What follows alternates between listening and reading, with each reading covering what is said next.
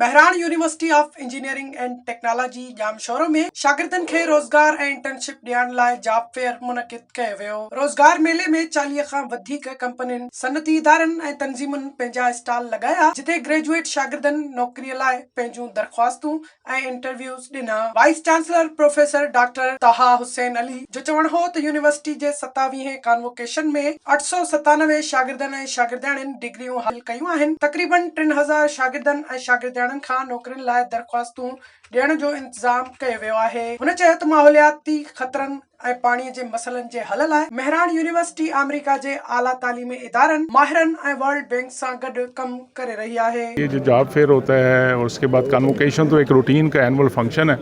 ये तो सेलिब्रेशन का दिन है उन बच्चों के लिए, उन बच्चियों के लिए जिन्होंने यहाँ इतने साल मेहनत की है, और उनकी फैमिली के लिए सेलिब्रेशन का दिन है, और उनकी एक ज़िंदगी का एक अगला स्टेज के लिए तैयार आज दिन है कि आज के दिन के बाद वो एक और डिफरेंट अपनी लाइफ स्पैन में चले जाएंगे इंशाल्लाह, और बजाय पढ़ने के बजाय पढ़ाएंगे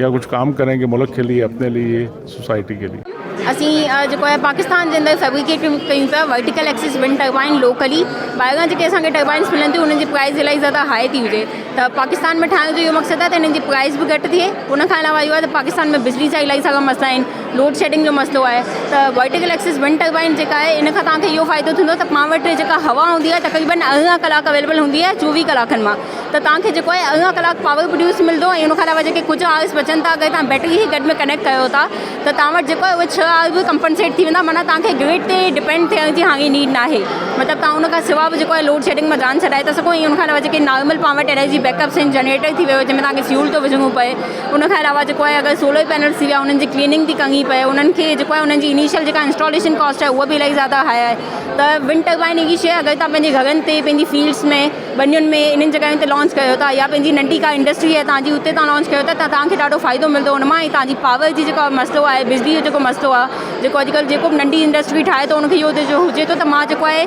पावर बैकअप किथां खां आणींदसि, मां बिजली कीअं पंहिंजी कंपनसेट कंदसि, बिल किथां खां पे कंदसि, त उहे सभु मसइला हल था थी वञनि। बेसिकली स्माइल.पी के हिकु ई-कॉमर्स मार्केट प्लेस आहे जिते मुख़्तलिफ़ शयूं विकामजी वञनि थियूं,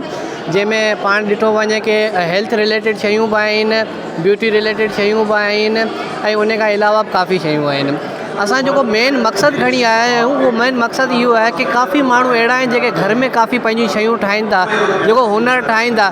पर उनखे सही विकिणी कोन था सघनि। असीं हुननि हुनरमंदनि जो जेको प्रोडक्ट आहे, जेकी बि शइ आहे, असीं उहा खणी पंहिंजी मार्केट प्लेस में हणंदा आहियूं, जंहिंमें असीं पूरी दुनिया खे इंट्रोड्यूस कराईंदा आहियूं कि असांजी सिंध में, पंजाब में, KPK में ऐं ॿियनि सूबनि में कि कीअं ठाही वञे थी, की मुख़्तलिफ़ एंटीक शयूं, सुठियूं शयूं ठाही वञनि थियूं ऐं उन्हनि खे कीअं विकियो वञे थो। हमारा जो है आयरन ओर से हम पिगमेंट्स पर प्रोड्यूस कर रहे हैं, जिससे जो है हम टेक्सटाइल के लिए और पेंट इंडस्ट्रीज़ में यूज़ कर सकते हैं। ये पाउडर्ड पिगमेंट है, इसको हम आयरन हमारी जो पाकिस्तान में है उसको हम सिर्फ और सिर्फ इसको